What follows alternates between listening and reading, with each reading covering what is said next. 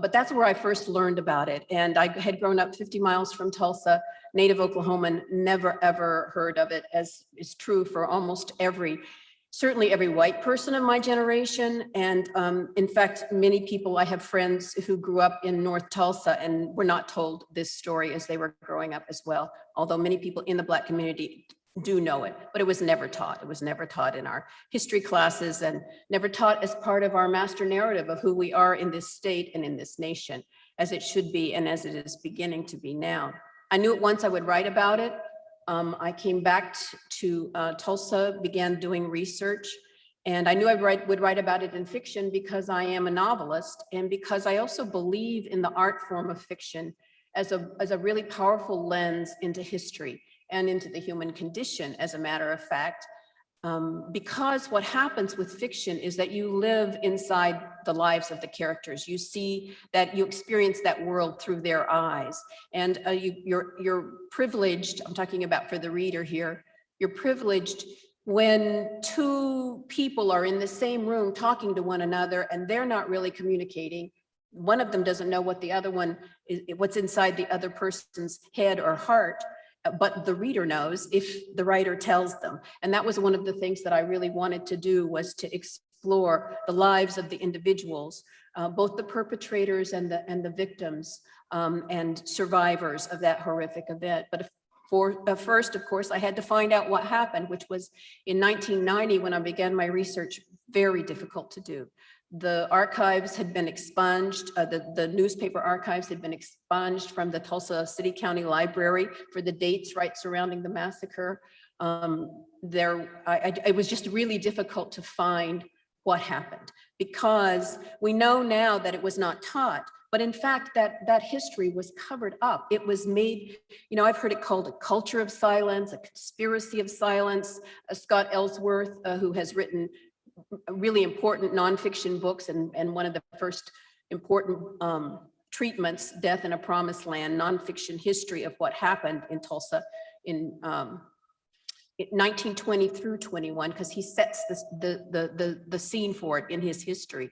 But he had access to primary survivor narratives, but he was engaged with people in North Tulsa in the Greenwood district who were telling him what happened.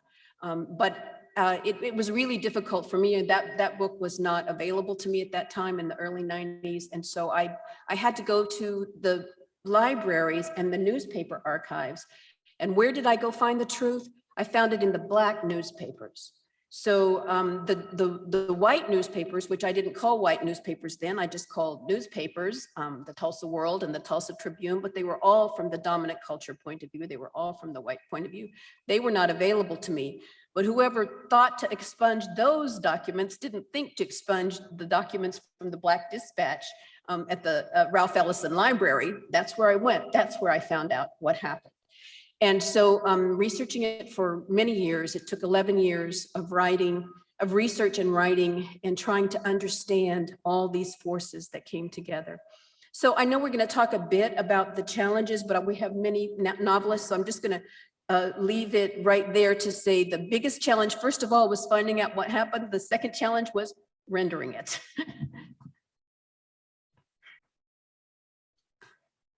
Thank you, Rilla. And if you get your hands on a copy of the issue, her essay is called Undreaming Dreamland.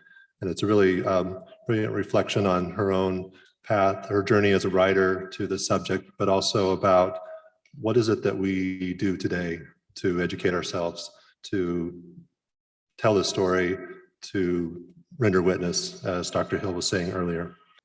Okay, hi everyone, good morning. My name is Marie Casimir.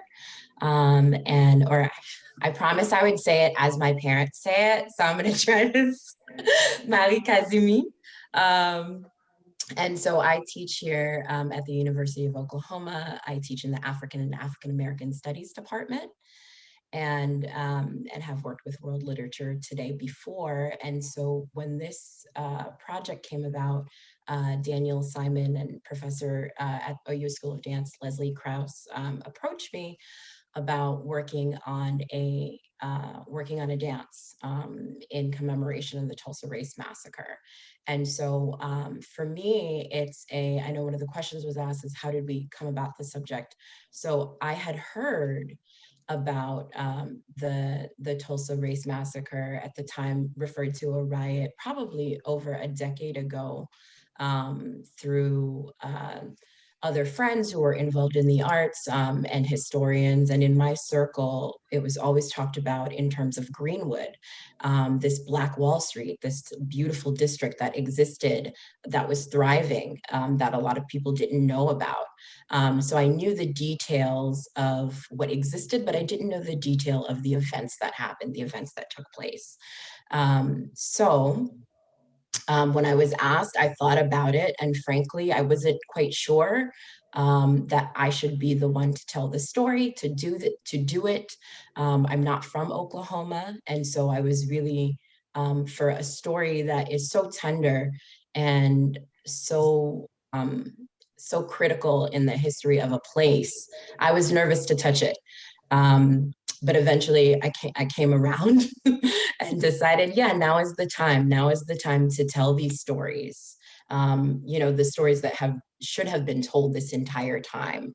And my research led me to a book by activist and educator Eddie Faye Gates, who is a Tulsan and was part of the Tulsa Race Massacre Commission in the 90s. And so she published this book in 2003 with 200 accounts from survivors, and I believe 300 accounts from their descendants, as well as, so both the African-American citizens as well as the white citizens in Tulsa.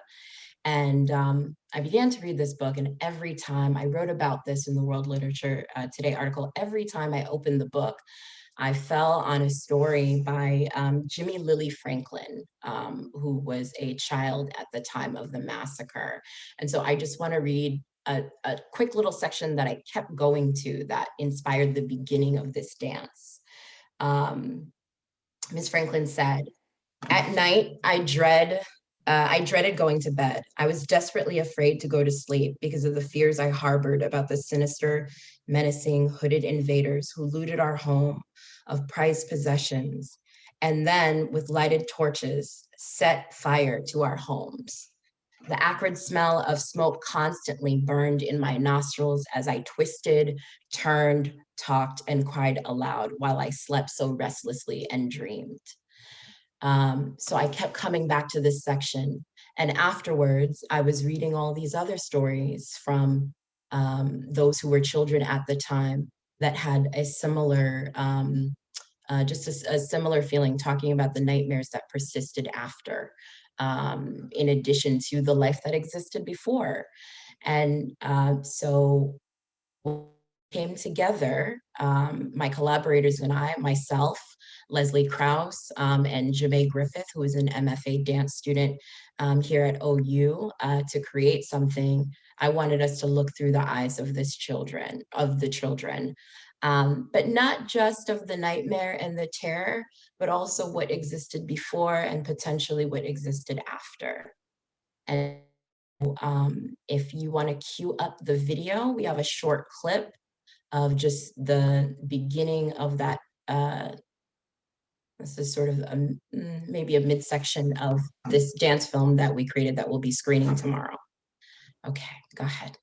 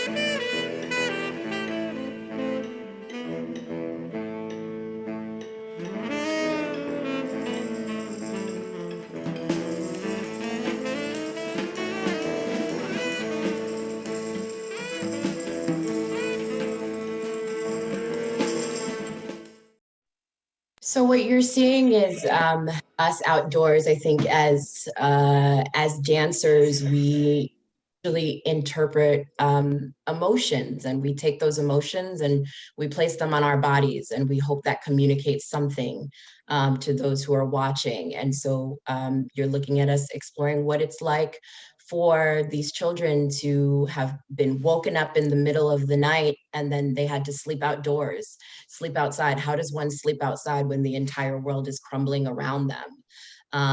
And it's not necessarily in real time. We're moving through dreams and nightmares. So we're not seeing this in real time, but what are the memories that are lasting with the children?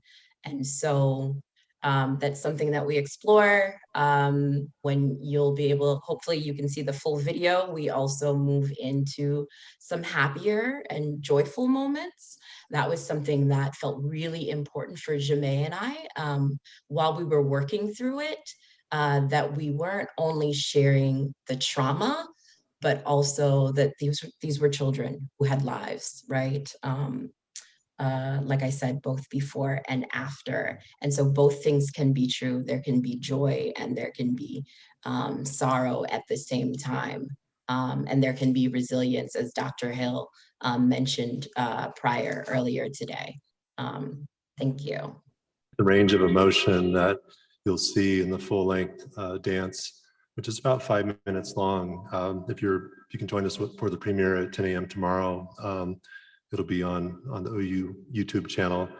It's really quite stunning, and I think they've done an amazing job of incorporating some of the survivors' testimonies as voiceovers in the dance, along with the music, the movement, and again, the sheer emotion is really quite powerful. So I hope you can join us tomorrow morning at 10 a.m. And Marie has a web exclusive essay that's part of the new issue on worldlit.org. If you go there, you can read her story about how she created this dance with Jemay and Leslie, and it's called "I Dream of Greenwood: The Nightmare and the Dream." So I hope you'll go check it out. Thank you, Daniel, for the introduction and the possibility of being part of this very important centennial commemoration with World Literature Today and the University of Oklahoma, where I received my undergraduate degree way back when. I'm based in the middle of the country, precisely in Indian Territory on Kiowa, Osage, Kickapoo, and Wichita, known as Oklahoma. I'm going to share my screen. So my work is an excavation of public secrets through installation, sound, performance, drawing, and film. And I'm going to talk about the first work that I developed around the 1921 Tulsa Race Massacre. Like Rila mentioned in her introduction, I was educated here formally my whole life, from elementary through undergraduate, and never heard word about the Tulsa Race Massacre. It wasn't until I moved to New York that another artist brought the massacre to my attention. I'm interested in the slip between and movement relations, politics. I'm also interested in how representation of an event has the potential to shift or obscure and to alter space. Start, I just wanted to share a few images from works I've developed over the years. Most of them developed over the last years, with the exception of the first. So this piece is called Paradise, and it's an installation from 2013. It features a blue illuminated room, which has this void on the ceiling. The room smelled like burning wood with no source of fire in sight. I wanted to create a space to consider the lack of accountability in this act of domestic terrorism. This third image is a ritual workshop I conducted at Jordan Plaza several years ago. And during that workshop, we were looking at the text that Marie mentioned by Eddie Fay Gates. And one of the elders in the room was flipping through the book, and he was surprised to learn that his aunt was actually one of the victims of the massacre. This is an installation that I did at the former Condé Nast building in New York. This was inside of the mail room, and I used a report from the Oklahoma Historical Society on these slats in the mailbox and split it up into 40 pages so that viewers could take that narrative and sort of rearrange it at their own will, but also think about the construction of historical narrative and fragmentation and evidence. I'm going to skip these because I have them in detail. So these are the series of works, one of which the current World Literature Today issue with a new poem that Daniel commissioned for the issue. This is a series of works from archives of anonymous Greenwood residents that I found in a local archive. I'm developing a larger series of these works for an upcoming solo exhibition at AHA that will open on May 7th. It's important. These works include cutout where my cursor is located. This is cut out of the image. And I was thinking about those moments where that Rila also mentioned, where the actual holes cut in papers and things of that nature were information from the historical record is missing. There's also ceramic elements in this work, and glass beads, wax, paint, and ink on board.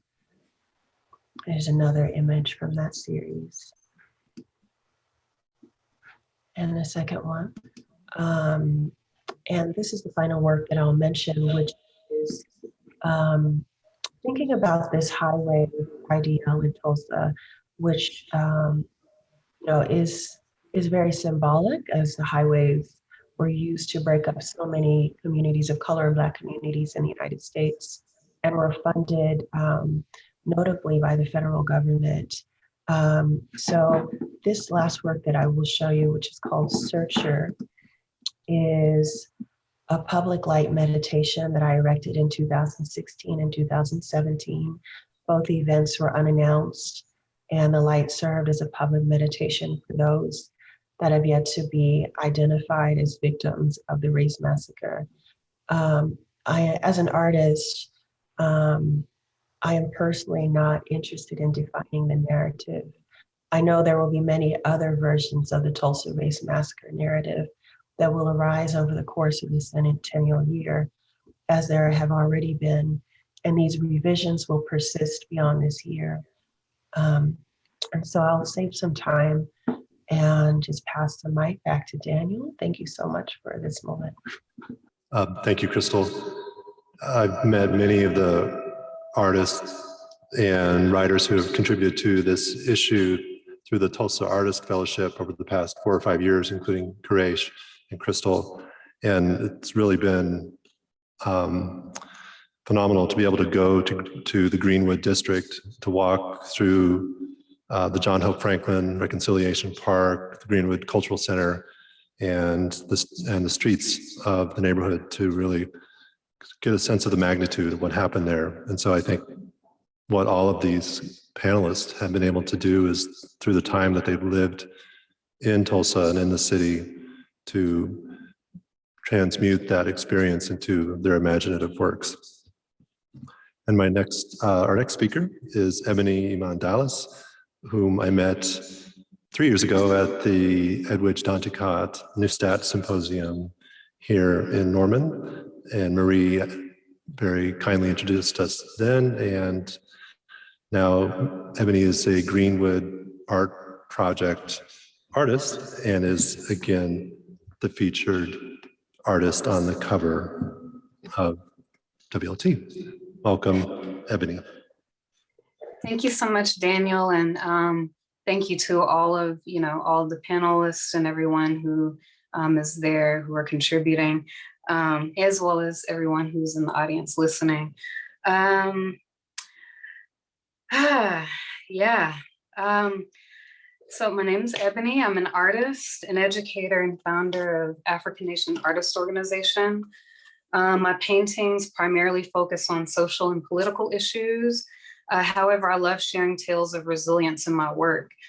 When I paint to inspire hope by sharing stories of individuals who have overcome adversity and learned to thrive once again. And that's an important message that, that I hope to get across.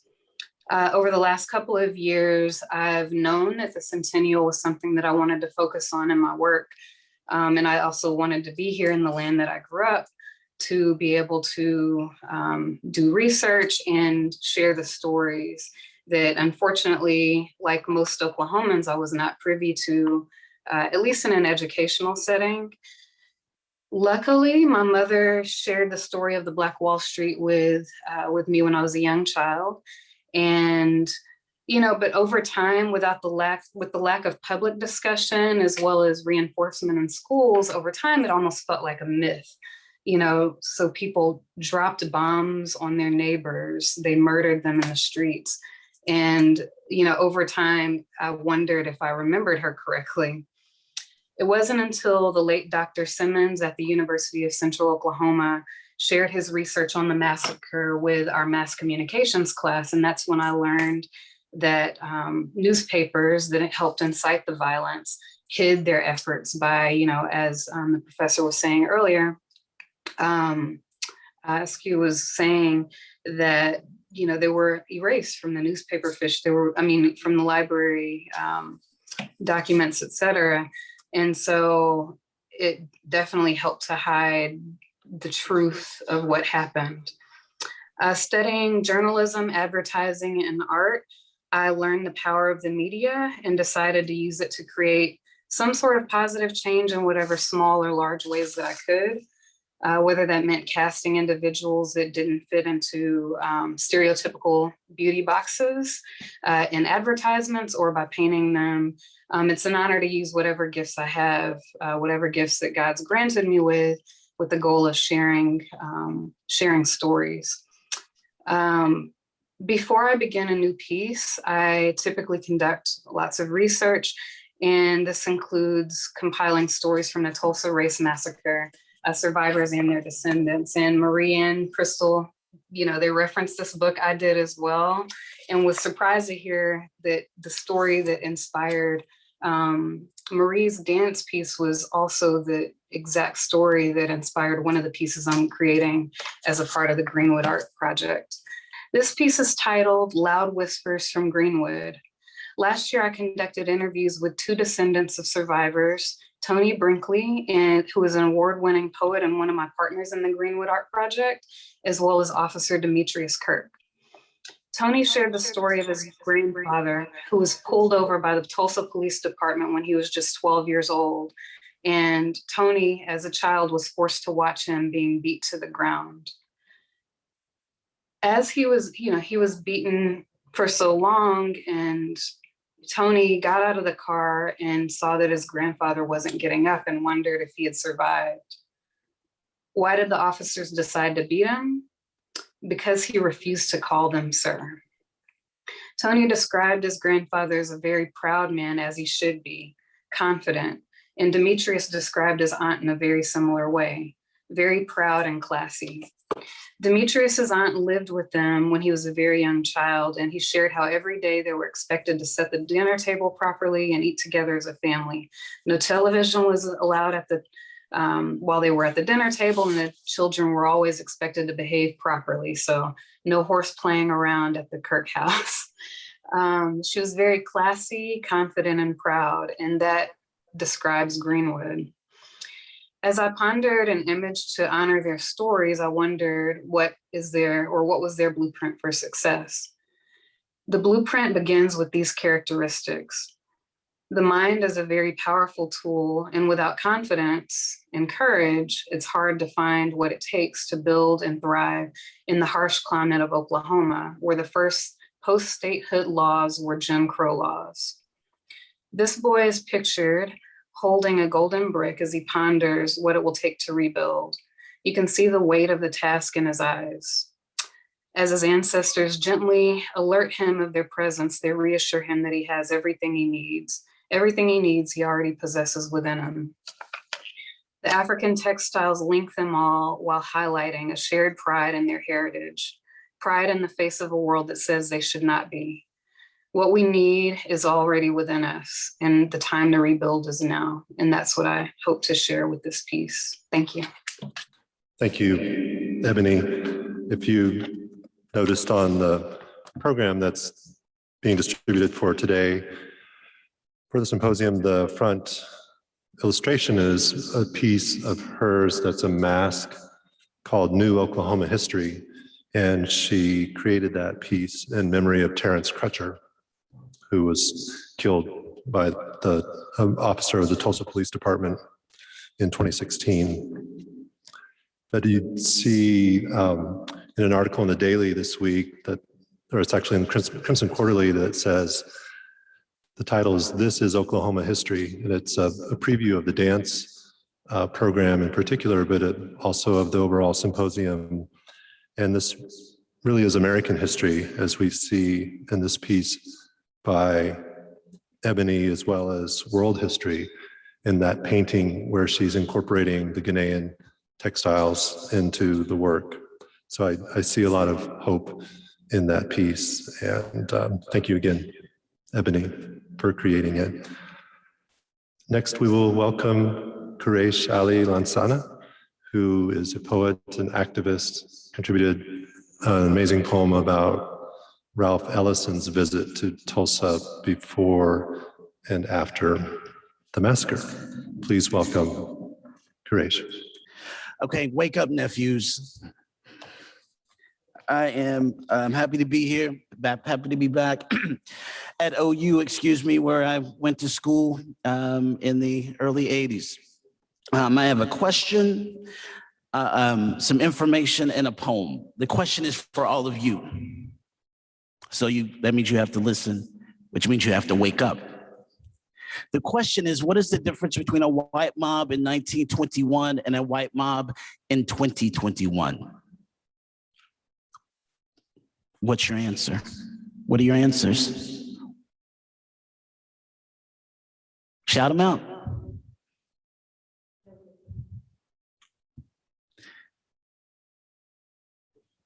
Social media?